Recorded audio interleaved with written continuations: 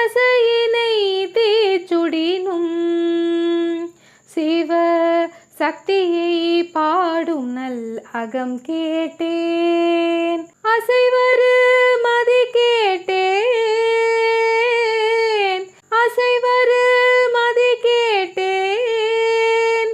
இவை அருள்வதில் உனக்கெதும் தடையுள்ளதோ?